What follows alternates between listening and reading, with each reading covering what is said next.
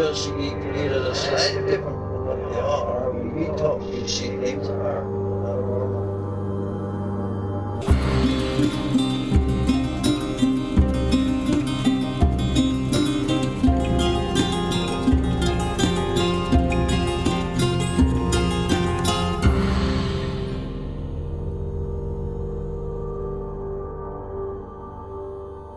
Welcome to Strange Familiars.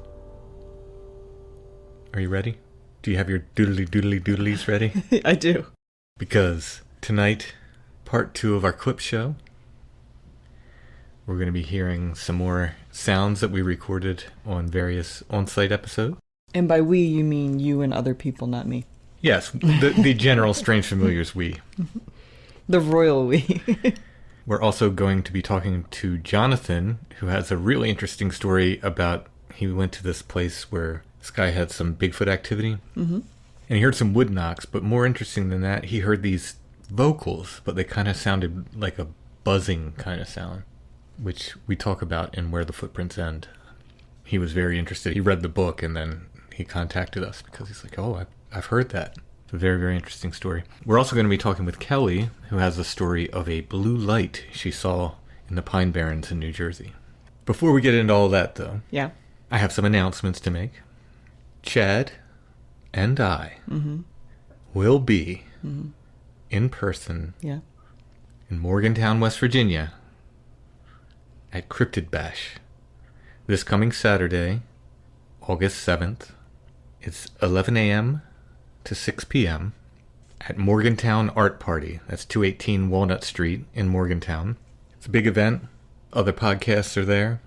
Other artists are there. Chad and I will be there. I think Chad's bringing the knife that he got taken and then apported back to him, possibly, at Harry Springs. I think he's bringing the skull he found at Pandemonium. I may or may not bring some other skulls we found at different places, but I will have all my books there. I will have art and art prints there. And if I have time, I will be taking commissions to do cryptid sketches, little cryptid drawings for people. While you wait. Yes. Limited number. I can't do them constantly, but I'll take a limited number. So if you want an original commissioned cryptid drawing, I may have time to do them while we're there. We'll see. And I can't cross state lines, so I can't go along. No, I'm just kidding. I totally could. I just choose not to. Because of my health concerns, I'm a little bit worried about big crowds of people. This will be my first event I've done post-COVID. Yeah. I'm going to be wearing a mask. I'm probably going to be 6 foot distancing, at least inside. Probably won't be shaking hands. Yeah, probably a good idea. If you want a picture with us, maybe outside.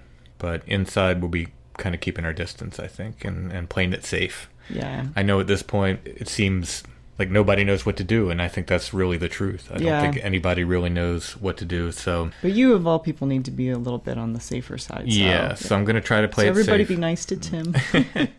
I mean, I'm actually winning at the social distancing because I'll be, a lot more distant. Several hundred miles away. Yes. So that's Cryptid Bash this coming Saturday, August 7th at Morgantown Art Party. Hope to see you there. Get signed books, get art prints, get original art from me, and you can meet Chad and I as well from 6 feet away.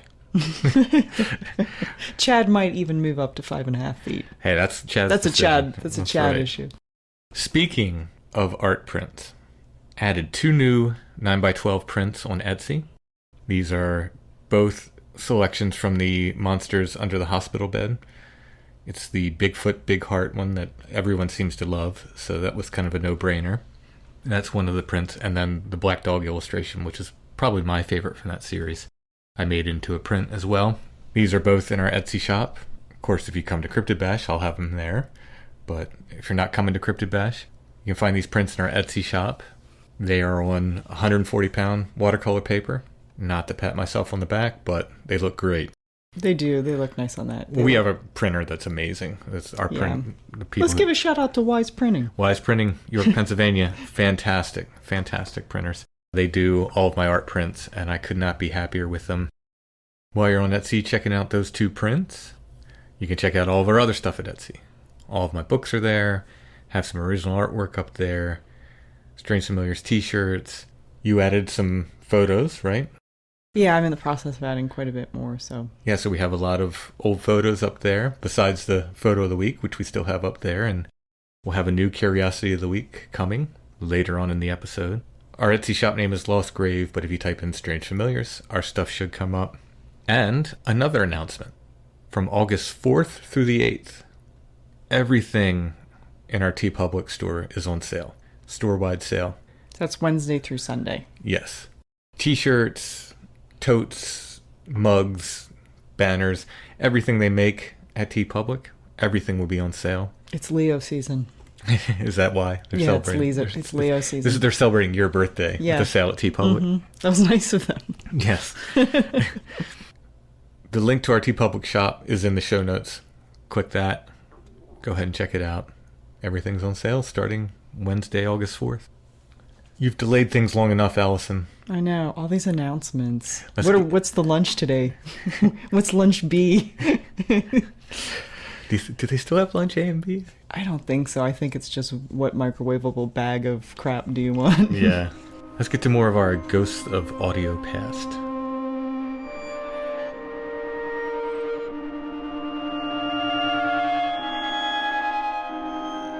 We're continuing our exploration of sounds we recorded during various on-site episodes.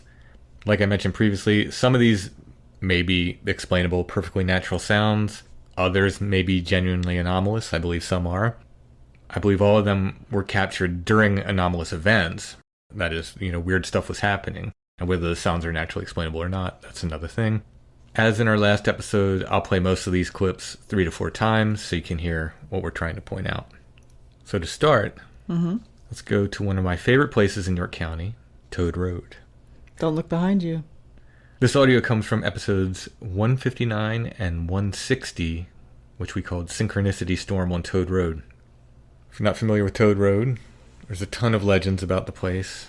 There's a lot of false information about that place. There's a lot of false information about the place. I wrote 2 books addressing this. Beyond the Seventh Gate was my first book, and then Don't Look Behind You was the follow-up. Do we need to go over the legends? I guess we can quickly go over the legends of Toad Road. So the one that people talk about as if it's true and as if it's been around forever is this legend of a burning insane asylum. People still tell me this legend. They've been to the insane asylum. No one has told me to my face that they've been to the insane asylum. I've heard people on podcasts claim they've gone through the 5th gate and they've seen the ruins of the insane asylum. Mm-hmm. Much like most of life, reality versus your imagination is far weirder but more mundane. I don't know where these people are that they're seeing ruins. I've hiked the entirety of Toad Road. I'm guessing more times than anyone else alive has probably at this point, honestly. Or at least recently. It's been closed a long time, and there's a certain way to get into it that Gideon actually found it. And he knows it, and I know it, and now I believe Chad knows it. And I think I showed Soraya when he was here, but I don't think he could find it again if he had to. So unless you know that way, I don't think you're walking the entire road. There are ruins along the road. There's ruins of an old flint mill along the road. There are several houses that we've seen on older maps that aren't there now, but nothing in the way. Yeah, there was like a hunting cabin that was there, and then Dr. Belknap's house on the other end was there and was a ruin for a while, but it's not there anymore. So this story of the insane asylum that burnt down, complete urban legend with a very small hint of truth that made it stick. You can go all the way back to episodes 1, 2, and 3 of Strange Familiars to get into this with more detail, but there was a quote-unquote asylum of sorts, more of like a self-care, mental and physical health.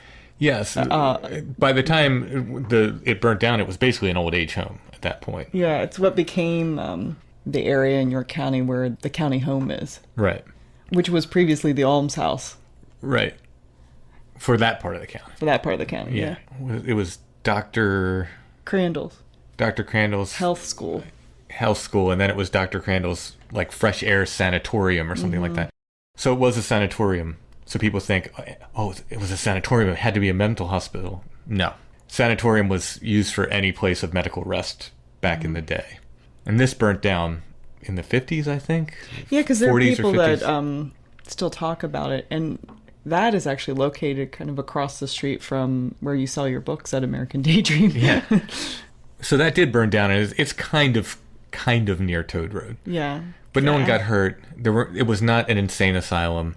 There was not a mad doctor keeping private people in his basement doing experiments on them. Yeah, and then there wasn't a time when escaped quote-unquote mental patients were running through the woods. Yeah, none of this happened. And it's really sad because Dr. Belknap did live at the end of Toad Road, and he gets bound up into these stories, either as the quote-unquote mad doctor, because he happened to be a doctor and he happened to live at the end there, or somebody in the local paper one time printed this story that it was called Toad Road because he had toad statuary everywhere, and he collected toads, and he was a big fan of toads.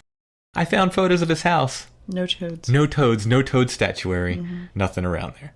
His house was, right at the end, it was the American Legion Lodge that was actually owned by the Shoe Wizard. Oh, yeah, we have to do a story about... The Shoe House? I finally, after decades and decades of living here, got to go to the Shoe Wizard house, which is a gigantic... Shoe house. Shoe house. It's one of the kind of roadside America attractions that you'd see on the old Lincoln Highway that goes through York.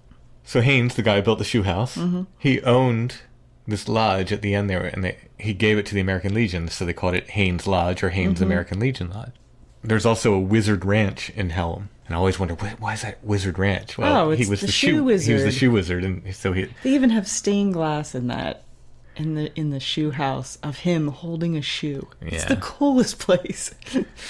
So in any case, that became Dr. Belknap's house. It was in disrepair. He fixed it up, made a beautiful stone house out of it. I don't know whatever happened to his house. I don't think it burnt down. I don't think it would burn. I think they must have torn it down for one reason or another. That was at the end. It's really sad because Dr. Belknap gets bound up into these stories as this mad doctor. And I often say he might have been angry because even back then, people came to this area to do legend tripping and stuff. And he probably had a bunch of kids on his property. Yeah. He probably didn't want them there. So he might have been an angry doctor, but he wasn't mad. He wasn't insane. He wasn't practicing on people. This is the thing I think is funny about this whole story. It's this is back in the day when if you look at old newspapers, if your chicken had a bad day, it might make the news. Right. Don't you think a burning mental institution with runaway patients on the loose might have made the papers? And they did, from as far away as Canada. They are in the papers, in the York papers. So it's big news. So if one was in York and burnt down, it would be front page news in York. And it did not happen. There was not an insane asylum out there. To set the record straight one more time, there's never been a dedicated mental health facility in our county. Exactly. There's never been an insane asylum in York County to burn down. There just wasn't. There wasn't one out there. The sad reality of that is that there's never been, and we've never made it a priority enough to have a dedicated mental health institution. All of that said, there is strange stuff that happens around Toad Road well before these legends ever came about, and still to this day. So, once a year, I try to hike the entire road, end to end. It's kind of like my yearly ritual. Sometimes I do it more than once, but I try to do it for sure once a year. In 2020, right before the pandemic hit, Chad came with me on my annual Toad Road hike. So this day was filled with all kinds of synchronicities and weirdness. The most striking was we had been kind of alerted to these Mylar balloon things. We started finding them in Pandemonium. We published the Pandemonium episode where we found the Mylar balloon, and I started talking about it. I had seen it on some YouTube video of a Bigfoot guy was talking about finding Mylar balloons in his Bigfoot area. So when we came across this Mylar balloon in Pandemonium, I was just kind of like, let's just make note of it. Let's take a photograph of it. It's an interesting thing. Published that before Hellier 2 came out. Now, I did the soundtrack for the final episode of Hellier 2, but that's all the involvement I had. I didn't know the plot line. I didn't know what they were doing. Greg contacted me and said, hey, can we use your album as the soundtrack to the last episode? I said, absolutely. I love Hellier and very nice people. Go ahead and use it. But I had no idea what they were up to in that season. they started finding mylar balloons on their investigations too, and it became this very big thing where they started finding mylar balloons. So now mylar balloons kind of became a thing, and we started kind of noting them more often. When Chad and I were on Toad Road that day, found a mylar balloon. And we had to go off the main trail. It was wet. I think there was a big muddy area that we just couldn't hike through. So we had to go off the main trail, pop up kind of on this berm. As soon as we get up there, take about maybe 10 steps or less. I was like, look at that, a mylar balloon. 3 steps later, I see a skull. And I'm looking at it. Before I even pick it up, I'm like, that's a weird skull. Pick it up. It's a pig skull. Not only that, it's a pig skull with a small caliber bullet hole in it. Now, this means nothing to anyone except me, because in my research for Beyond the Seventh Gate, and I didn't even put this article, I don't think I put this article in the book. I just came across this article and kind of made note of it. There's a story about someone near Cador's Furnace / Toad Road. It's, same general area. A young man who was butchering pigs had a .22 caliber pistol, fell out of his pocket, went off and shot him in the heart or above the heart. I'm not saying this is the pig skull from that event, but I'm saying when I find this pig skull with a small caliber bullet hole in it, I remember this story, and I think it's from like 1909. This happened. I remember this story, and I'm thinking, what the heck? There are not pig farms around this area. No. This is in the middle of Toad Road. It's right where the Trout Run Creek. It's right by the Trout Run Creek. Right where that comes out and meets the Cadorus. This is all like wooded area. There weren't pigs around. There was not pig farms there. There are not wild pigs there. There just aren't. We've had a wild pig, I think, in York County, but it was like an escape thing. Somebody brought it in to hunt. We don't generally have wild pigs here. Really, really weird to find a pig skull at all out there that it would have a small caliber bullet hole in it. It just knocked me on my butt, honestly. It blew me away. As I'm looking, I'm like, this is a pig skull with a .22 caliber bullet hole in it. I know this story of this kid who was slaughtering pigs out there. Stunning. Really, really stunning. We continue our walk. We go up to the end, turn around and come back.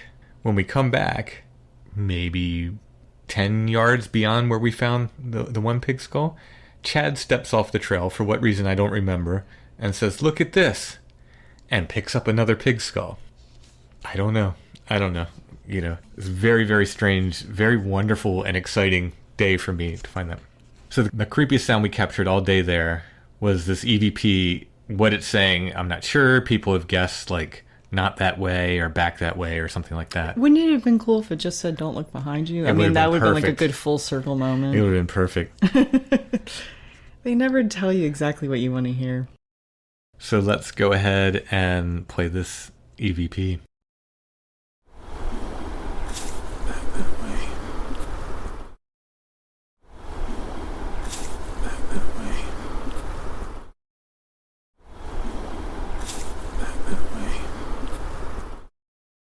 All right, the next thing we captured was a knock and reply. We were hearing stuff kind of on the hill above us that day.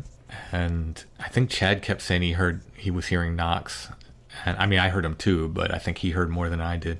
So we did capture what sounds like a knock and a reply.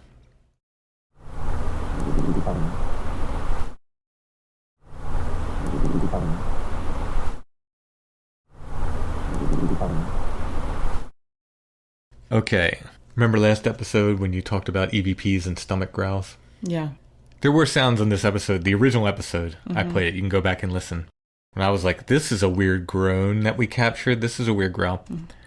And somebody said, it sounds like maybe it could be your stomach. But no, I've captured stomach growls on other investigations when I've had the recorder in my pocket here. Yeah. This day, the recorder was on my walking stick, so it's way up here. So I thought, I don't really think those were stomach growls. I went back and listened to them compared to other recordings that I had that were definitely stomach growls. They were stomach growls. So I forget who wrote in to tell me that. You were correct.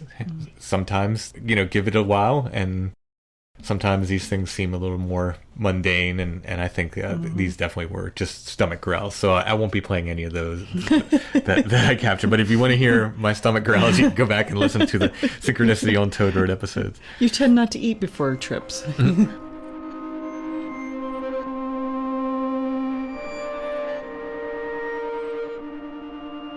All right, so now we're going to episodes 169 and 170. I called this the Forgotten River Bigfoot Investigation. This is from October 2019. It's just before I went to the first Strange Realities conference. I was called by a Bigfoot witness. He had some experiences along the Susquehanna River in York County. Chad and I went out there one evening in October. We started hiking into this area. We hiked 2 to 3 miles into the woods just to see what we could see. The guy told me around where he was having experiences. He was camping out there fishing, and I forget if he had something thrown at him or he got yelled at. I forget the experience. He didn't see a creature, but he felt it was Bigfoot-like. So we found the area where he was camping probably. We looked around, and then we just hiked past that on into the woods, and we got really deep in there into this like creek valley. It was absolutely beautiful, stunningly beautiful creek valley. As we're entering this creek valley, we heard the sound of a car door slamming. I had the recorder on. I had heard this sound before. Not just a car door slamming. I mean, like an anomalous car door slamming. I was on Toad Road the year before with someone else doing my annual hike. And we were walking not far from where Chad and I found that pig skull. Mm-hmm. And I heard a car door slam that sounded like it was right in my right ear, to the point where I looked around and I started wondering, like, who's got a four-wheel drive and drove down in here? You know, where did this sound come from? Could not figure it out. Didn't have a recorder with me that day, or at least I didn't have it running, so I didn't capture it that day.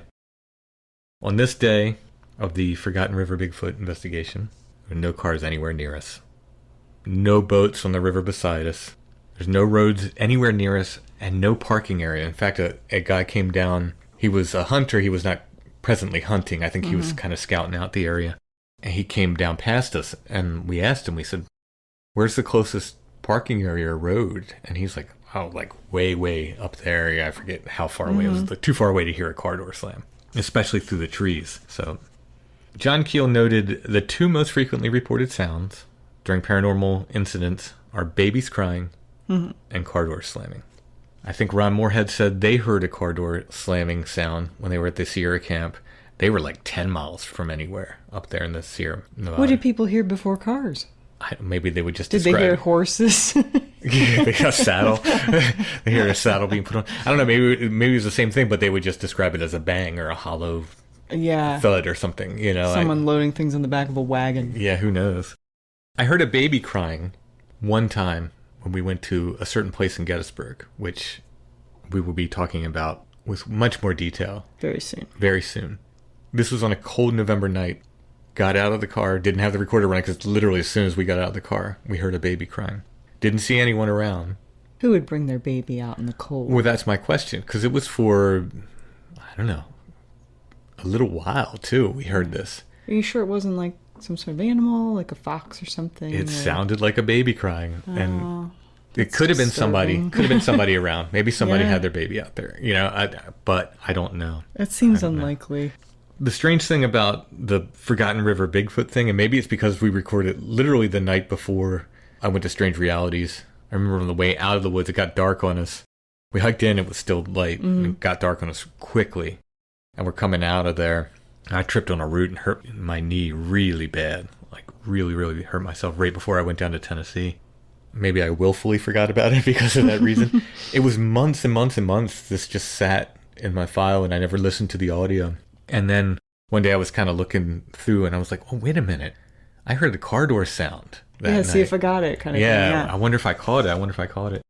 So I don't know if anyone... I know other people have heard the anomalous car door sound. I don't know if it's ever been recorded. Mm-hmm. We got it. And as far as I know, this might be the only time anyone's actually recorded the anomalous car door sound in the woods or, you know, on a paranormal investigation. So we'll go ahead and play it again.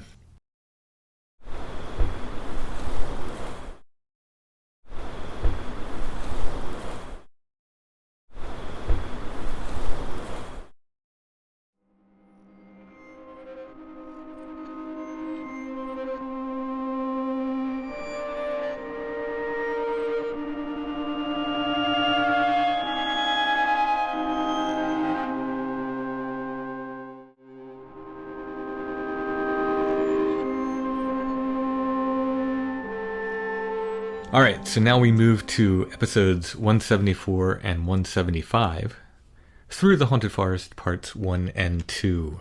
This is our series to do with Michaud Forest, sometimes covering our own experiences, sometimes when we meet witnesses there. We met Ken in the area. He took us to a couple places where he had Bigfoot encounters. The second location was our first time we went to Harry Springs, with Ken took us there.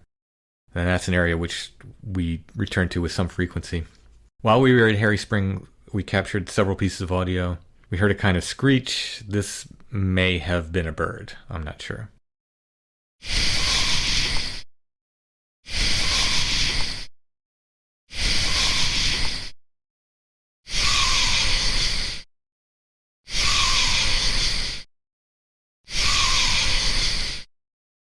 And then we heard a kind of babbling chatter. You can hear it in this clip, like it's kind of beyond the insect noises. You have to kind of tune out the insects. Yeah, you can listen through them.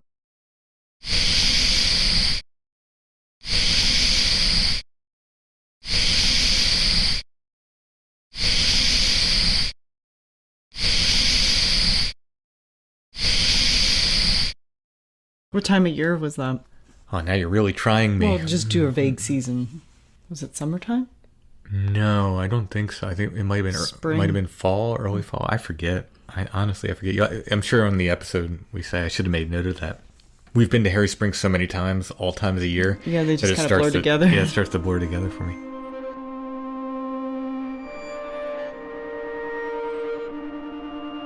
All right, so next, episodes 189 and 190, that's Through the Haunted Forest 3 and 4. So Chad and I returned to Harry Springs, and we made our way up to Big Pond Furnace. While we were at Harry Springs, we often heard what we term gorilla grunts, and Ken heard these too. I remember I really need to probably go through the audio we recorded with Ken with a fine-tooth comb, because we were really hearing them that night, and I've not been able to pull any of them out. Is that also kind of that sound, like if you get too close to a deer and they make that like sort of nasal, like sounds like they're blowing out of their nose? I mean, it could have been. Ken's a hunter, and he didn't think that's what they were. Plus, they don't tend to get that close in the dark unless it's sort of accidental, right? Yeah, these were down in towards the creek that's there. I went through the audio like again and again trying to find these sounds on all of our recordings. I only found this one like short clip of this kind of grunting sound, so I'll go ahead and play that.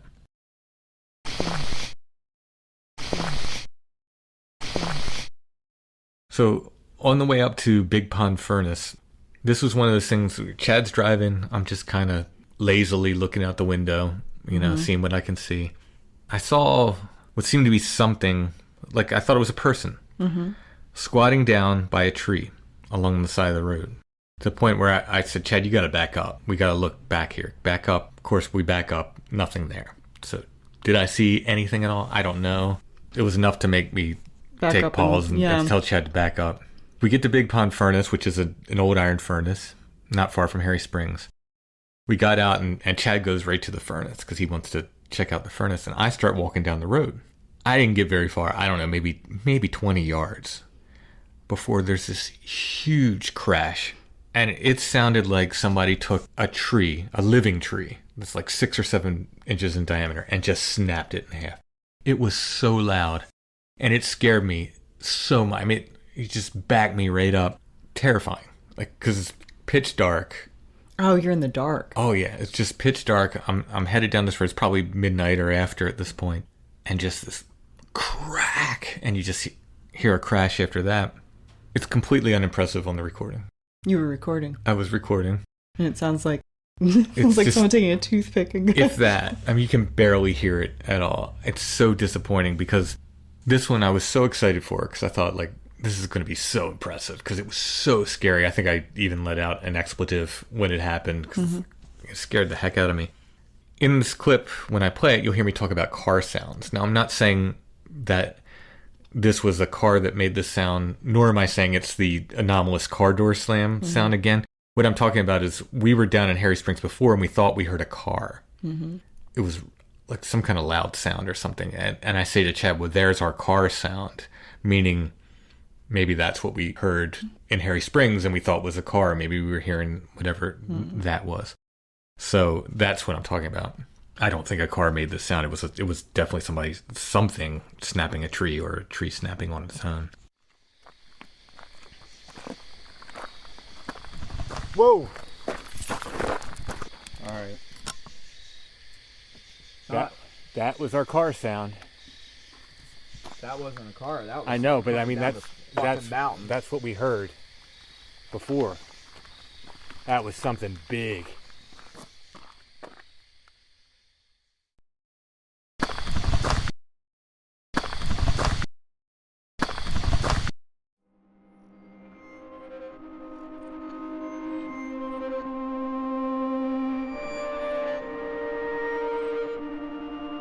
So now we're up to recent times, and just because I'm a completist, just going to go ahead and present these, even though it was a few episodes ago. So not long ago, we went to an area in Maryland that we call Gazoo's Woods. It's a nature preserve. There was a pretty intense Bigfoot encounter that's on the BFRO page there. That's why I originally went there. We had some little strangenesses there concerning stuffed animals and so forth. I encourage everyone to go ahead and listen to episodes 242 and 243, Gazoo's Woods Part 1 and 2, for the full story. So we get out of the car that night. This was our first nighttime visit. Things got weird immediately. And of course, owls came in.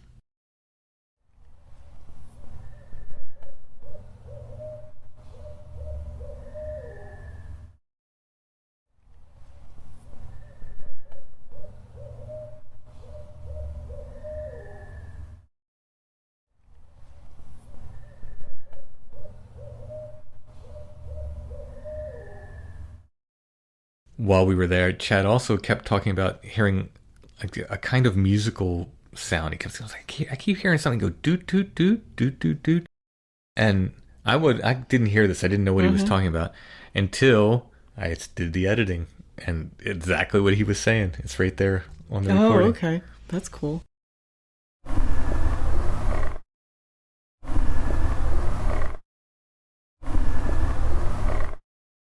So we captured something else that starts out sounding like a bark, but not quite.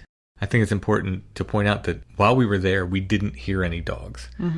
So if we're anywhere recording on site, what we try to do, for two reasons: if we hear something and we know what it is, we try to say, oh, that was an owl, that's a dog barking, oh, that's a coyote.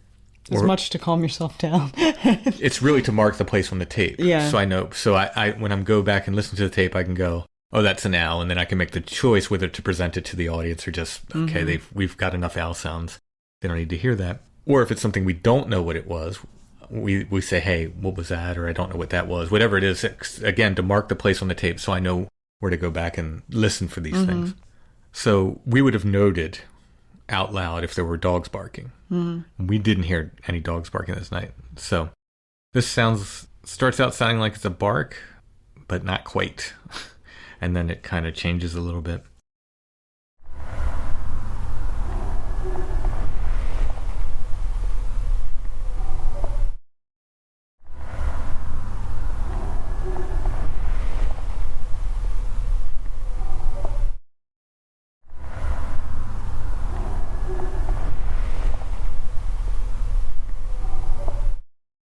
The other thing Chad kept talking about hearing was, he said he kept hearing some kind of bird. And again, I didn't hear what he was talking about that night. I was listening. He's like, I don't know if it's a turkey. I don't know what it is. I keep hearing some kind of bird. Again, on the audio, I hear some kind of bird sound. Now, somebody did contact me and said there's a certain kind of bird it's rare, but it is in Maryland, and it could have been that bird. I don't know. I don't know my bird sounds well enough. Well, you better know the Oriole. I don't.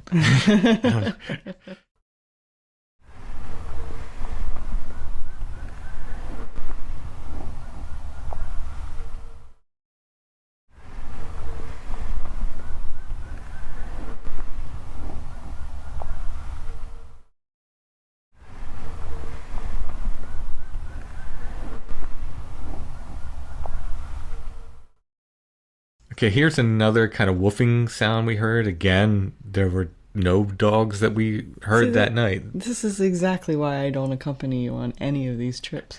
This was a scary night. You would have been in the car with the doors locked. I probably would have just Just text me when you're ready for me to come pick you up. I'll be waiting somewhere in a well-lit parking lot. So here, this other single bark. Again, didn't notice any dogs while we were there.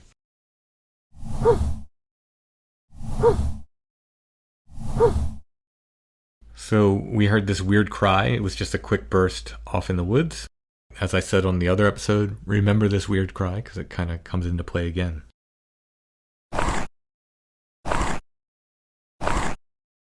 So we were at what I call the top part. It's actually south, but it's uphill. So Okay. Is it the upper part or is it lower because it's south of the lower part? However you want to put it. We were at the graveyard, which is kind of on a hill. We came back around to the other side and came into the woods that way. So we're in this woods. We see this red eye shine. Now, there's not many things that even can have red eye shine. These were big, by the way, which eliminates things like rats and little critters that sometimes... What's the biggest thing that can have red eye shine? A bear. Oh, that's not cool. Depending on its diet, bears can have red, green, I think blue, yellow. Really? It really depends on their diet. Their eye shine can change. It depends on the diet? Yeah, it's really interesting. So is the red related to an iron thing, or I don't... I need to know about this. Yeah, you'll have to research it. I did that much research to talk about eye shine for the Bigfoot book, so I know that the best... But not humans? They don't? Humans don't have eye shine at all. Okay. Because we don't have a tapetum lucidum. We don't have that membrane in the back of our eyes that reflects light, like deer. If you see a human's eyes in flash photography... Yeah. That's actually the red blood vessels in your eyes. That you're seeing lighting illuminated. Up. So, yeah. That's not a tapetum lucidum. So only a few things that can have red eye shine at all, and only big thing that I know of, at least in this area. Mm-hmm. There might be big animals, maybe tigers or something, I don't know. But in North America, in this specific part of North America, the only big thing that can have red eye shine is a bear. Have you thought about devil dogs? Could have been a devil dog for sure. So we see this red eye shine, and it was very disconcerting because I'm here, Chad moves down the trail towards it a little bit, kind of at an angle. Purposefully? Towards it? Yeah. He wants to try to figure out what it is.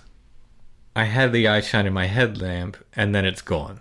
If something closes its eyes, wouldn't it do that? Possibly. Chad says he can still see it, though, so I'm wondering if it turned its head to look at him, because I couldn't see it anymore. But that's very worrisome when you see big eye shine in the woods, in the dark woods, and now you don't see it. I wanted to keep an eye on this thing. Yeah. I wanted to know where it was. But Chad said he could still see it.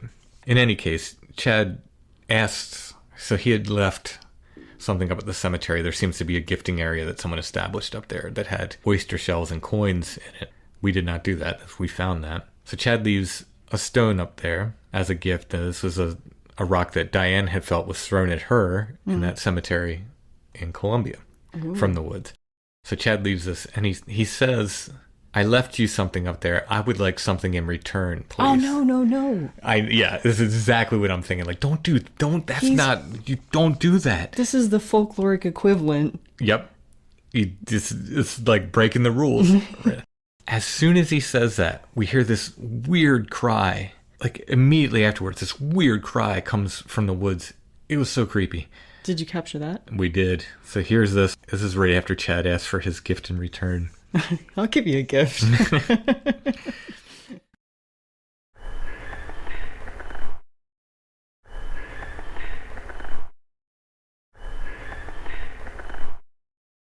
So that happens, and then, as I said on the episode, I kind of was like a little bit jealous that Chad had this interaction. Really? Yes, I want to be the special guy that gets yelled at from Bigfoot too.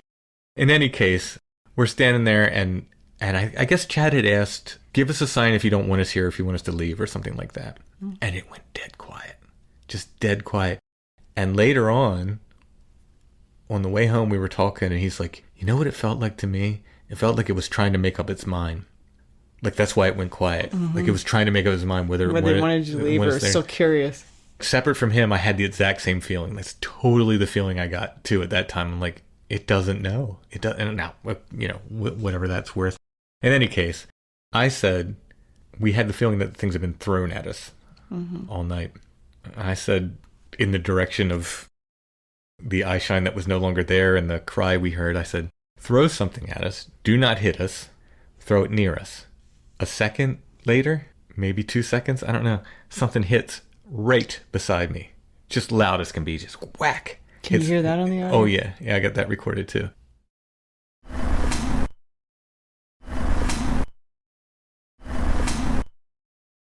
We took that as time to go. That was enough. Was this during, like, cicada mania? No cicadas were crying that night. I went back a couple of days later. You can hear it in the Gazoo's Woods Part 2. And it was, like, deafening loud. Yeah. There. It's weird because it's almost as if the cicadas respected the Mason-Dixon line. Yeah, we didn't get too many. We didn't here. really get any, not the way people in Maryland did. Something landed next to me. I didn't see what hit the ground. I honestly was way too concerned about keeping whatever that was in my headlamp to look for a stone or an acorn or whatever could have hit the ground next to us. So I don't know what it was, but very impressive. It's very, very impressive. Do you ever record the sound of you and Chad peeing yourselves? I've not done that yet. You know, I've talked to so many witnesses. I've heard witnesses like on Sasquatch Chronicles again and again, so scared that they peed themselves. I've only been that scared, and that was from a human being. Yeah, yeah. You don't even realize it's happening. You're just like, oh, I guess it does happen as a fight or flight mechanism.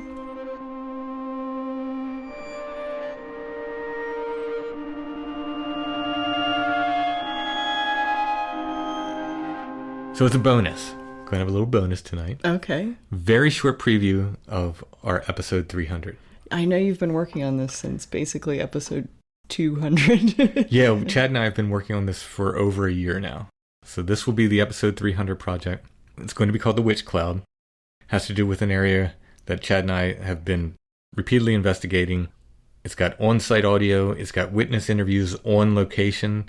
Nobody that met us out there. These were people that we met while we were there who agreed to be interviewed. It's got our own experiences. It's got a lot of weirdness in this, and it's also going to be a book. So there'll be a book. By the book, you get the audio of the episode for free as a download. The episode audio is basically the audio book plus all this on-site stuff with it. That'll come with the book. That'll be episode 300. The only way to get it is to get the book. For patrons, we always say you get every episode. You will get this episode, but it's going to be, 6 months, 8 months down the line. The idea was to raise money for the podcast. So episode 300, get the book, get the download with it. It will be a really cool set. You guys will see. Fully illustrated book, tons of research, plus all this audio, on-site audio. So we were at this location. We were interviewing 2 witnesses. And one of them was talking about being paced by something in the brush. And then he said he saw this black shadowy figure. He said it was 6 to 7 feet tall. These are ghost hunters. These are not Bigfoot people. Mm-hmm. These people are repeatedly describing things pacing them in the woods, things hitting the ground, things whacking trees, and these figures that are, the one guy said was wider than Chad and I together, 7 feet tall. This guy saw a 7 foot tall black thing cross the path while we're talking to him. After he says he heard something pace him in the brush. This guy was a ghost hunter. He said he's never coming back to this place again, this particular place we were. He said... See, now that's the smartest thing I've heard the whole night. He said, I don't know. So I said, are you coming back to Gettysburg? Because he'd been there before. And he's like, yeah, I'm going to keep him back to Gettysburg. He's like, I don't know about this place, though. So... Now, were these people that had their own audio equipment? Were they recording any of this? These were ghost hunters. They have all kinds of ghost boxes and ghost apps on their phone, all kinds of equipment, all kinds of crazy laser grids that if anything breaks the laser grid, it sets off an alarm and all this stuff. What? They set up all kinds of... You should see the equipment these ghost hunters have. It's pretty great. With 50,000 dead people in like a 3-day period of time, there should be a decent amount of people walking through that grid. Well, the interesting thing about this project is it's given me the opportunity to question exactly what ghosts are in the same way with where the footprints end. I got to question exactly what Bigfoot is, because a lot of what people are experiencing in these locations really don't seem to act like the spirits of dead people, nor look like them. So that's the... They weren't Victorian. Well, I would like to see a Victorian Bigfoot. Could you draw me like a dandy Victorian Bigfoot? I could. But I won't. Come on. Can't we make dandy Bigfoot So in any case, we're talking to these ghost hunters. We're interviewing these ghost hunters. Mm-hmm. During the interview, after he sees this thing cross the path, he says, well, now I hear something growling. But you're right there. I'm right there. When I edited the audio, sure enough, underneath us talking, you can hear something growling while we're talking. This was not my stomach. I'll not hear it. Don't tell me it was my stomach. This was something else. I'm going to go ahead and play this.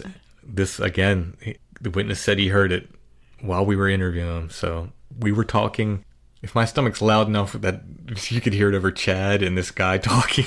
And it's mimicking dogs. Yeah. So here's this growl we recorded there. This is just one of tons of audio. That'll be part of episode 300. Control when they're really not. Yeah. Control when they're really not. Yeah. Control when they're really not. Yeah. Okay, and here is a whispery EVP that we captured on site as well. I'll just go ahead and play that.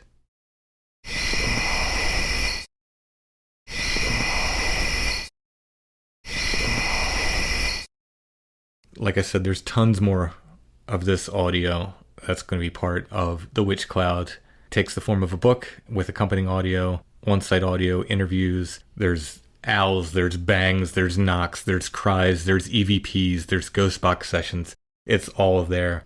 I am excited about this project, and I'm hoping everybody gets it because I really think it's something special.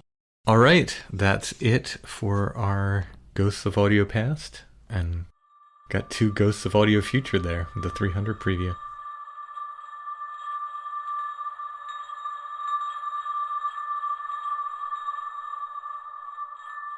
"90 Days to the Perfect Puppy."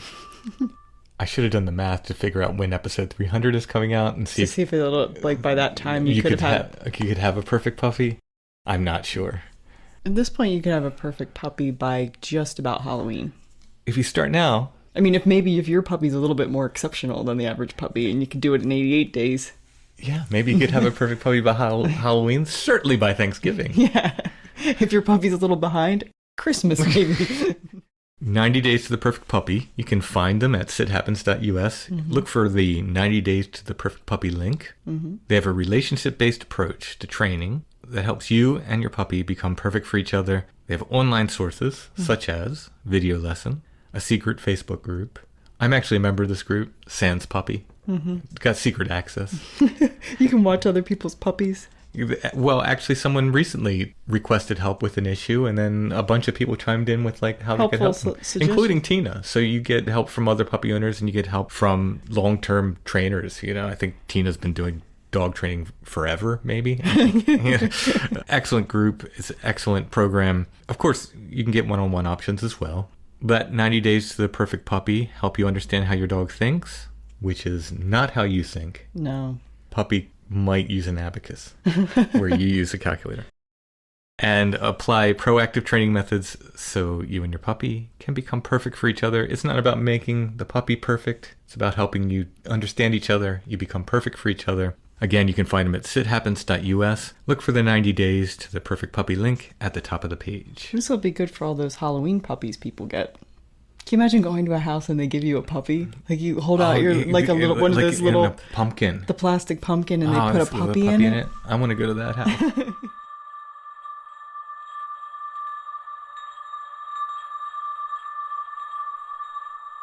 All right, so next, let's talk with Kelly and hear her story about this blue light in the Pine Barrens. Interesting thing about Kelly, she's a scientist. She's pretty skeptical about some of the stuff we talk about, but she absolutely could not explain this blue light.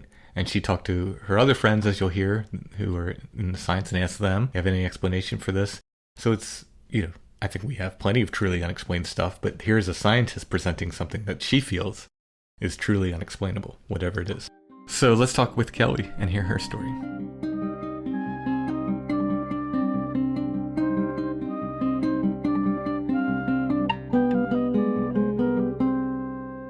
Tonight we're talking with Kelly, who has a story from the Pine Barrens in New Jersey to share with us. How are you doing tonight, Kelly? Good, Tim. Thanks for having me. Thanks for coming on. As much as you're comfortable, can you tell us, we know the general location is the Pine Barrens, but if you can get a little more specific, if you're comfortable doing so, that'd be great. Yeah. So it's in the Manahawkin bottomland hardwood forest. down in southern New Jersey, which is it's like a 1,600 acre nature preserve. We call it the Bridge to Nowhere because it starts at the end of Stafford Road, and then just it ends. So part of the bridge, when I was there, you could still walk out on it. Now you can't even. It's just the end of the road, and then the middle part of the bridge you can see coming up out of the water, and the other end of it is all taken in by swamp. So what year did this experience happen? Wow, it was a long time ago. 2002, maybe? And somewhere around there. Why were you out there in the Pine Barrens? I know it can be a pretty lonesome place. Yeah, a friend of mine was having some issues with a girlfriend, and he just wanted to chat. So we thought we would take a drive out there. And it's quiet. There's nothing going on. There are no lights. It was pretty well lit by the moon, I think, that evening. But it's just middle of nowhere. I've never been. I've heard, plenty of stories about the Pine Barrens, but I think people have this idea of, New Jersey just being one big suburb of New York City, Oh, yeah. Oh, that's such a common misconception. I mean, we're the Garden State for a reason. We produce a lot of vegetables and fruits for the country, and there are just miles and miles of forest. Pine Barrens is all to the south, and there are mountains to the north. I mean, they're small compared to other parts of the country, but it's really a very beautiful state. I think people think of, like you said, the cities near New York City, like Elizabeth and Newark, to be what New Jersey is, but it's not. That's a very small part of the state. So tell us what you saw and tell us what happened. Yeah, so we're standing there on this bridge, and my buddy's talking to me, and I see at the end of the bridge, where it's now just swampland and tall grass and marsh, this blue flashing light from about maybe 6 feet away from us. It's a bright blue. Probably the whole diameter of the light was maybe about a quarter or $half size. And it was flashing like a firefly, except in a pattern. Fireflies don't make patterns like this. It would flash, say, to the left, and then for about a second and a half, and then above, and then down to the right, almost in a triangular pattern. And it was a very vivid blue. Insects don't make a blue like this, certainly not in New Jersey. Generally, insect light is yellow or white, maybe a light blue tinge on the whiter colors. All this light emanation comes from an enzyme called luciferase, and it creates a very consistent type of light. This was not that, and I was really excited. I thought, oh, what is this thing? And my friend was nervous, and he's like, I don't like the way this looks, and I wanted to go investigate. But then it started moving towards us, and that's not a natural way insects usually move. They're not mosquitoes. Fireflies aren't interested in people, if that's what we thought it could be. It was too big, much too large to be a light-producing insect living in our part of the world, and moved what felt like with purpose, not to put too much of a point on that. So it's moving towards us, and it keeps flashing in this sort of triangular pattern with this very vivid blue. And then I started to feel a little queasy. Like, okay, something is wrong. This is not right. My friend is almost panicking. At this point, he's grabbing my arm, and he said, we should leave. I think we should really get out of here. And it's coming towards us kind of quickly, and still with this triangular 1.5 second flash. Eventually, we get to the car, and we got out of there. I think the whole thing took place maybe 6 or 7 minutes from when I first noticed it in the tall reeds until it made it to the about center part of where we were standing on the bridge. So when you say it was triangular, did it light up like at the 3 points of the triangle? Yep. Again and again? Yes. Yeah. I've never seen anything like it before. Usually lightning bugs, and I'm sorry if I'm using the lightning bug analogy too frequently, but it's what most people assume that we saw. They tend to stay in one spot and they flash a couple times, and then they move and they flash a couple times. They don't really do, from what I've seen at least, this elaborate pattern. I've never seen them make a discernible pattern, for sure. Like you said, it'll be a flash, and then they'll have moved however many feet, and then they'll flash again. Yep. Yeah. It's usually females. Females stay low in the grass, and they make this distinct pattern to bring the males. But it was moving, and it was too tall. It was up high at the top of the grass. Right. And when you say pattern in fireflies, that's the on-off pattern, not a shape pattern they make. Correct. Yeah, just on and off. It's a light on-off pattern, so that, 2 quicks and a long or something like that. The different firefly breeds have different... It depends on the species. Yeah. Now, I think down in North Carolina, there's a area where you can go see blue fireflies. Yes. They're only found there, but they're a white blue. Mm-hmm. Yeah, I've seen pictures. They're quite beautiful. Yeah. But I'm just bringing it up because, someone will certainly say, well, there are blue fireflies. Yeah, just in this one spot. And the females there stay very low to the ground. So they wouldn't be up high in that grass like that. And again, like you said, that pattern, that triangular pattern is so strange. Yeah, it's interesting. Now, did you talk with your friend about it afterwards? I did. I talked to him the next day and I said, did we really see something last night? And he said yes, and he was very uncomfortable about it. And we just kind of compared notes. This is what I saw. And we agreed. Neither of us got a look at what organism was making the light. We could really just see the light. And then maybe 10 years later, we were at a barbecue together. I'd told my husband this story a million times, and I went over to my friend and I said, can you tell him what we saw on the bridge? And it was like we never left, you know what I mean? It was so vivid, and he told the same story, and even 10 years later, just really left an impression. So you agreed on size, shape, color? Yep, yeah, oh yeah. I had to check because of my experience at Site 7 the one time where I'm 90% sure John and I were looking at the same light. He was describing it as a ping pong ball, and that's not what I was seeing. So, it is amazing how that seems to happen in certain places. Yeah, it's very, very interesting. So, as a scientist, mm-hmm. Do you have any thoughts on what it could have been? No. I've spent many years thinking about this, thinking about the size and the color and that pattern.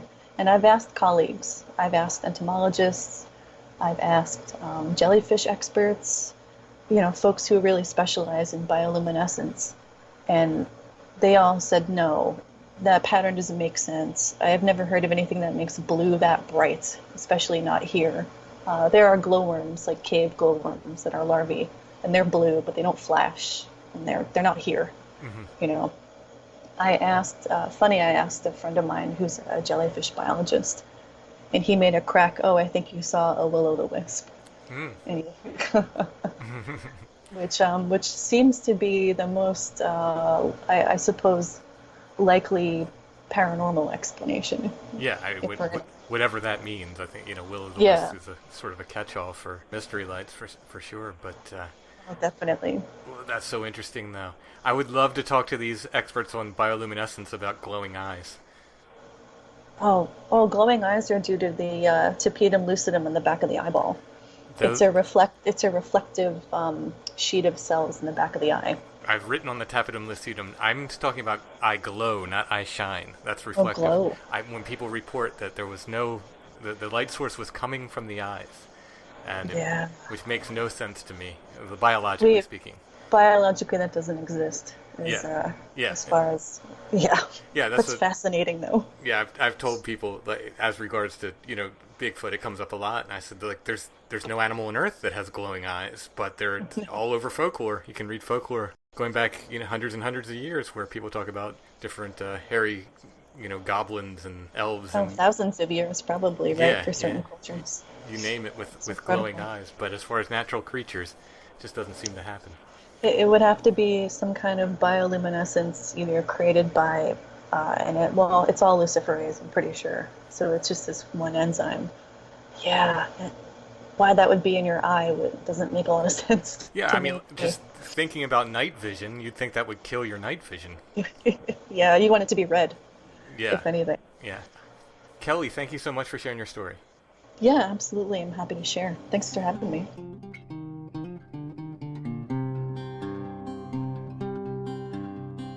All right, next we're going to go to Jonathan with his story about these weird buzzing vocals when he was out looking for Bigfoot. It's pretty interesting.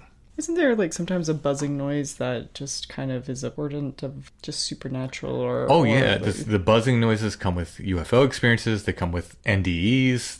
They come with psychedelic experiences. Yeah, that's why it's really important, I think, to note that these buzzing vocals are also heard around Bigfoot experiences.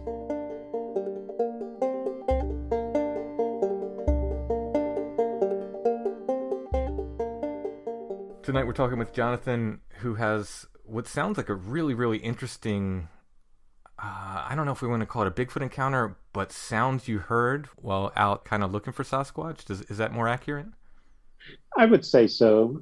Yes. So I'm a longtime listener of Sasquatch Chronicles, and there was a guy on there named Robert. He was on episode 40, and he had described an incident or an encounter that he had down towards Colorado Springs. And he and his son were camping. This guy's basically like a survivor man type. And it was middle of winter. This is like 11,000 feet elevation. And all of a sudden, something just comes into their camp and starts screaming, the typical woman being murdered kind of thing. Right. And so he ends up researching that area, thinking, his son was the one who was like, Dad, maybe it's a Bigfoot. The guy totally wasn't in the subject at the time. And so he ends up researching that area. He could have his own show of his own on all of the encounters that he's had there. But I reached out to him because I got tired of just reading about the subject of Bigfoot. And he was kind enough to take me to his spot. And the first time I was there, I heard a knock. A lot of people would be very excited with that, but I was expecting much more. But it was definitely a knock. And it's one thing to sit there and wish for it, but when you're out there in the middle of the dark at 11,000 feet, you kind of wish you don't get the activity. Oh my goodness! Don't I know that? When I talked about that at Pandemonium, just hearing being woken up by those knocks, and just sitting there going, just my heart sank to my stomach, and just like, oh, this is real. Exactly. It's one thing to be in your bed and listening to podcasts such as yours, and it's another thing to be in the middle of nowhere in the middle of the night and have that. Oh no, this is real. Yeah, this is happening. Yeah. But so we went. That was the first trip. On the next trip, we went. There were several of us, and there was a definite knock. Robert and this other guy went up behind me. We were sitting around a fire ring. They went up this side of the canyon, and they knocked. And immediately after that, there was another knock. I mean, it was unbelievable how fast it was. And so when they came down, I guess for lack of a better term, to kind of test them, I'm like, did you guys break up? And one knocked over here and another one of you knocked over there? And they said no. So they knocked and then there was an answer. Absolutely. I mean, immediately, Timothy. I mean, very, very loud. Not, oh, well, maybe that was a knock. I mean, it was Barry Bonds with a Louisville Slugger against a tree. It was very loud, and it sounded very close. So that was one of three interesting things that happened on this trip. The second thing that happened that I reached out to you about was I was sitting around the campfire with Robert, and off in the trees, in the distance, I hear what sounds kind of like voices. And it wasn't, the typical samurai chatter that you hear so many people talk about, but it sounded like almost like whispering or like bees humming, like, and And I looked at Robert and he looked at me, and our eyes got big as saucers. And so the fact that he looked at me at the same time really confirmed for me that I did in fact hear what I just heard. Right. And I'm not someone who, immediately jumps to Bigfoot. I'm like, was that other campers? Was that someone else? But if in order for that to have been a human being in that area, they would have had to have used headlamps, or it would have been extremely dangerous. And I did not see any lights. I didn't see any headlamps. And so that was really, really odd. It didn't sound like anything in nature that I had ever heard. I'm an avid hiker, backpacker. I had never heard anything like that. The third odd thing that happened was, as we were leaving, we're in our trucks, we're headed out, and all of a sudden Robert goes, "Those are tracks." And this is on a road that's very steep on on one side. And there were footprints. I sent you the photo. I don't know if you've had a chance to I'm looking at it right now. Yeah. It's not a great photo. I'm not a great photographer, but there were definite tracks going up the side of that road. It's a fire road. And I don't know if you can really get a sense for how steep that is, or, kind of how there's kind of a shoe in the image, kind of give you some sense of scale. But I honestly don't see how a human being could go up the side of that without like leaning forward, using their hands to get up. Right. And it was nothing. It was loose soil, so it wasn't like toes and dermal ridges and all that. But they were pretty big tracks, and that was very steep. And it didn't look like whatever it went up the side of that road didn't look like it lost stride.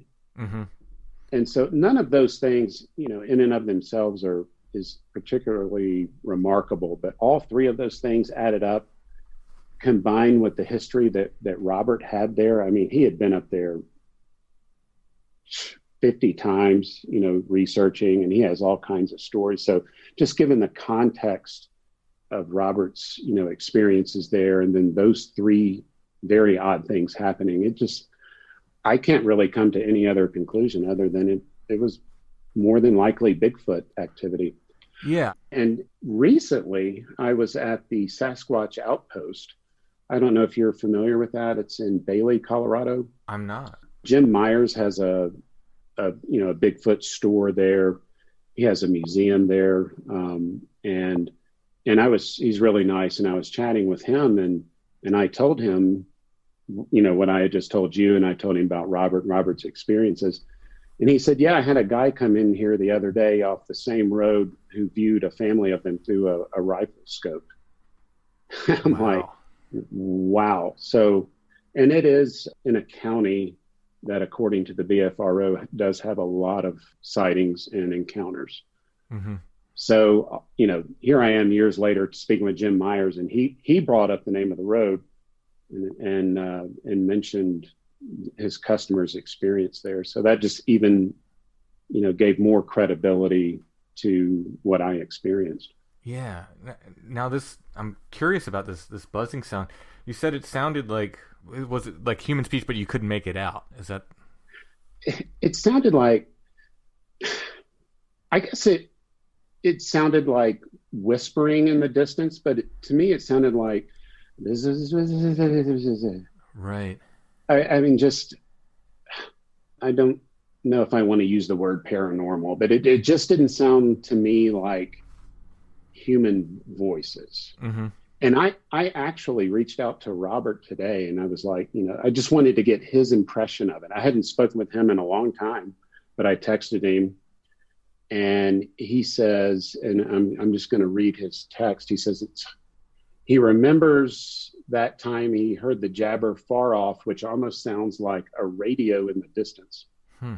He says, I have heard the jabber close, and it sounds like grown men having a conversation, but you can't make out the words. I think a radio off in the distance, I could see where someone would think that. But to me, I just keep coming back to this. It's just very odd. Yeah. Kind of like human voices, but kind of not. Almost like like you hear a beehive and it's that kind of humming sound, and it kind of rose in intensity and then kind of fell. It was like this sense of uniformity about it, just rise and fall, if that makes sense at all. Yeah. About how long did you hear it? I would say, it was very short, 3 seconds, 4 seconds. Mm-hmm. And then we just looked at each other. We didn't do anything. And our eyes just got really big. Like, did you hear that? Right. But you hear so much about the samurai chatter, and it wasn't anything like Ron Moorhead Sierra sounds or anything like that. But that's what makes it so odd to me. So when I was reading in your book about, the buzzing or humming sounds, I was like, aha, that's more closely describes what I heard than anything else I've come across. Yeah, that's so well. Okay, I think Josh would push back and say, no Bigfoot was seen, so can't call it a Bigfoot encounter. But shorthand, let's call this a Bigfoot encounter because we'll just use that as shorthand and keep in the back of our mind that it could have been something else, but other Bigfoot encounters were had there, and you were out there looking for Bigfoot, and this happened. Sure. The types of vocalizations attributed to Bigfoot are really super interesting, but they're all over the map, from straight up human, voices, whether they're imitative or whether they understand what they're saying that's a whole other thing, to, like you said, the so-called samurai chatter, to screams and howls and chirps and whistles and imitating animals and so forth. I'm almost not surprised when someone hears any sound out there, but these buzzing sounds are reported with some frequency. Again, across the paranormal, that's the other thing. People will hear buzzing sounds with UFOs. They'll hear buzzing sounds sometimes with ghost encounters and so forth. But super interesting. Like, how far between hearing the wood knocks and hearing that sound do you think? How much time? I would say that 45 minutes, maybe. Mm-hmm. Maybe an hour. I mean, maybe less than that. It's been a while. Sure. But not an extremely long amount of time at all. Mm-hmm. And this is an area where there's supposedly ghost encounters or paranormal activity, but sometimes maybe those things can be, people attribute that to paranormal activity when in fact it may be Bigfoot. Yeah, I mean, I've had Dave, who's been on the show before, and I quote him in a little book I'm writing right now. People talk about, Josh, for instance, will say, or Soraya will say, perhaps poltergeist activity accounts for Bigfoot. And Dave turns that on its head, says, well, maybe Bigfoot activity accounts for poltergeist. Which is, it's only fair. Yeah, it's a very interesting way to think about it. So, it sure is. Have you visited this area more? We may have gone back for a day hike after that, but I haven't been back. I have a buddy who went there and went camping with some friends. He wasn't, squatching per se, but he did tell me a story about how he was there with a friend of his who was a big guy, manly man kind of guy. And they were speaking after they woke up the next morning and said, man, there was somebody going through our camp last night. I was scared to death.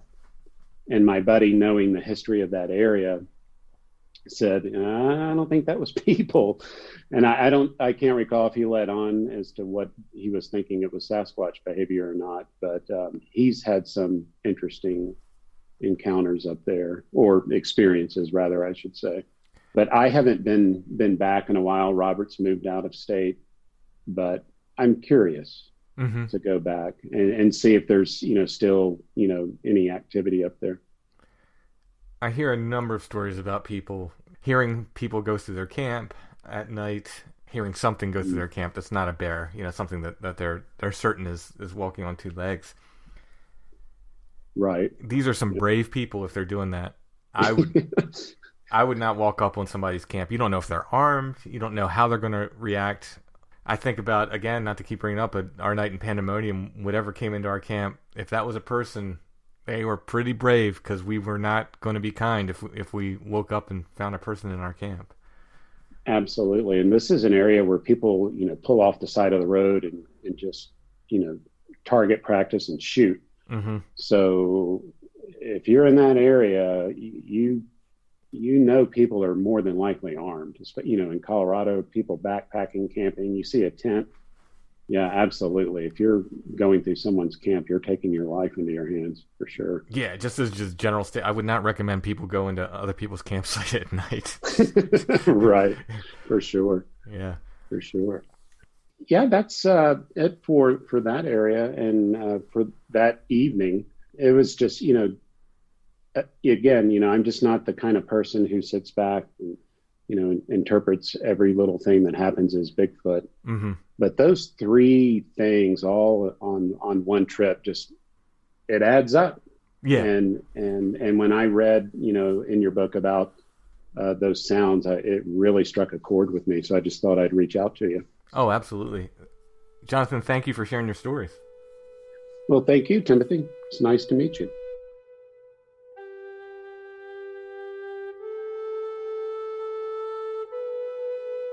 What a curiosity we have this week. Are you selling your socks to old men? They're buying. This is from 1932, Dr. Kilmer's Swamp Root Almanac. I prefer the Swamp Root Dream Book. What a great name. Yeah, that is a good name. I've collected these for some time. So what this is, it's an almanac, but it also has dream interpretation in the back. And it's going to sell you some valuable remedies for what ails you. Yes. This is one for piles and hemorrhoids. Dr. Kilmer's UNO ointment. It's got... He actually has swamp root. Swamp root, a diuretic to the kidneys. I believe, did we used to have a box of that? The actual swamp root box? We have wizard oil. But it's currently for sale. This is look at that big building he had. This was not any fly-by-night operation. He had a huge building. He could just say he had that building. No one's going to check up on him. This almanac was sold originally in McKinney's Pharmacy in Tawnytown. That's a place in Maryland. Looks like Taneytown, but it's pronounced Tawnytown. So I heard somebody on Conspiranormal talking about these weird little magical almanacs and things, and I thought, well, I have some of those. So it's got, when to plant crops. It's got history of modern important events. It's got, of course, tons of health information because he's trying to sell you different health ointments. Like I said, it's got dream interpretation, what the stars foretell from your birthday. Oh, can you read mine? Yes, let's see. Okay. So July 21st through August 22nd, you are popular and affectionate, understand people very well, and are quite idealistic. You are rather unreasonable at times. This is true. However, and perhaps do not work as hard and as consistently as you should. Ding, ding, ding. You should be a little more practical and a little less idealistic and become somewhat more active in your endeavors. Oh, let me read yours. Okay. Read what it says. Don't be mean. Oh, why do you get this? You are intelligent, steady, and have the quality of recovering mental stability after a misfortune. Your tendency, however, is to waste part of your abilities, to imagine unfavorable conditions which do not really exist, and to annoy your friends and acquaintances occasionally with curiosity as to their personal affairs. You should study your work and really think more and put your mind to bigger things than you've done in the past. I love how it just kind of berates you at the same time. Yeah, it like pats you on the back with one hand and smacks you across the face with the other. You might get more use from the ad for piles. I'm trying to find the dream interpretation. Oh yeah, so here's the dream interpretation thing. So what was your most recent dream about? I was attacked by men in the basement who were the guys from Home Alone. I don't know if they have Home Alone attack. Okay, I'm going to tell you my most recent one that I remembered. Pablo Picasso was asking me to give him sexual favors. Wow. I don't even like Picasso. I'm going to see if there's no artist in here, so let's see if there's a painter. Yeah. No, there's a panther, if you dreamed of a panther. No. What do they say about teeth? Let's just go with like a classic dream interpretation. So teeth. An unfortunate dream. If the teeth are loose, it foretells sickness. To lose a tooth signifies the loss of a friend. To lose all the teeth at once foretells disaster. It's got dream interpretation and cool little black and white illustrations, and it'll help get you through the Depression. It's 1931. A certificate of purity in the front. It's Dr. Kilmer's Swamp Root Almanac. I prefer to call it the Swamp Root Dream Book because it's a much cooler name for it. Yeah, it has the zodiac signs on the front cover, but they're sort of adapted for a quasi-Native American sort of motif. Yeah. One page has part of it clipped out. For what reason, I don't know. Just so you know, I'll put a picture of that in the Etsy listing. Oh, here's an article on the danger period of life, middle age. You're telling me.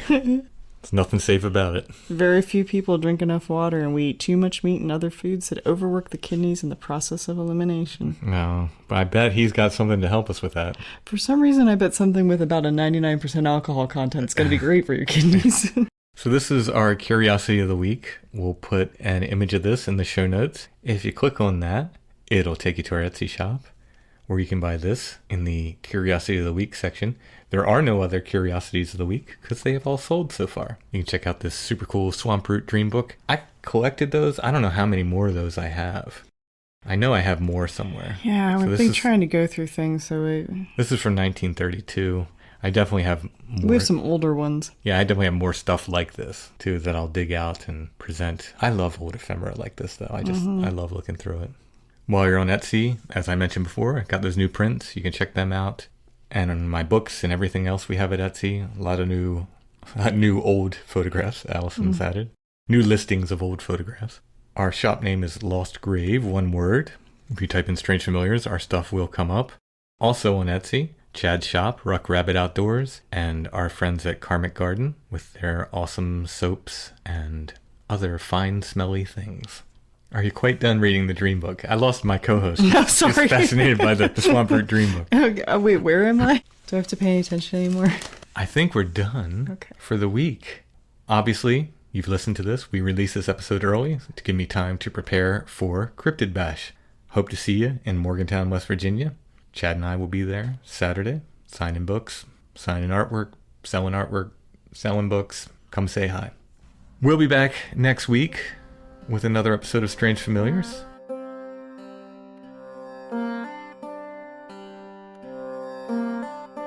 Strange Familiars is a production of Dark Holler Arts, music, books, art, podcasts, and more.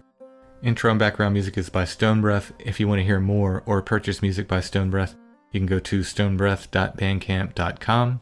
Strange Familiars is on Facebook, facebook.com/Strange Familiars. That makes sense. Mm-hmm. If you're on Facebook, you can join the Strange Familiars Gathering group. We talk about all things paranormal and spooky and fun and you name it. If you're on Instagram, you can find us. We're at Strange Familiars. Follow us, like our posts. And if you're on the web looking for us, we are at www.strangefamiliars.com.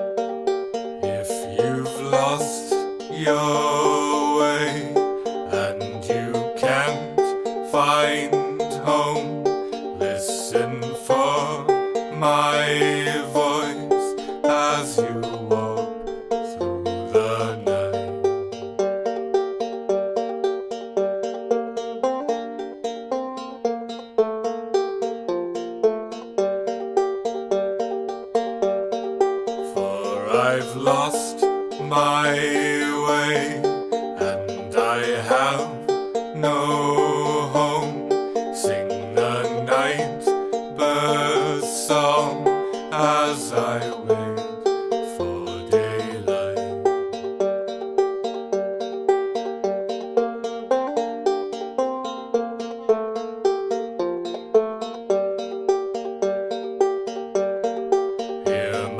banjo ring, and this song I sing is my offering, and it's all I can give.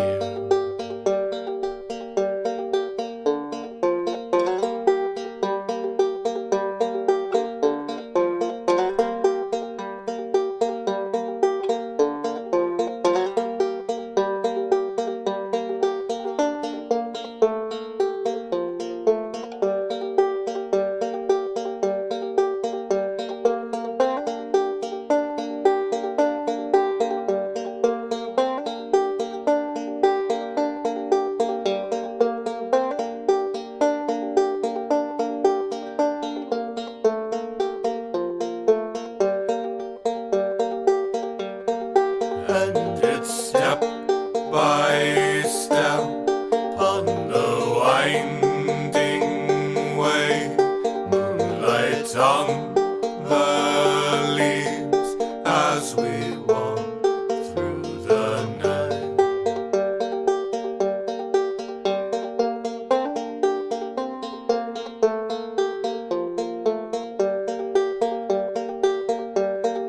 For we've lost our way, and we have no home. Sing a night bird song as we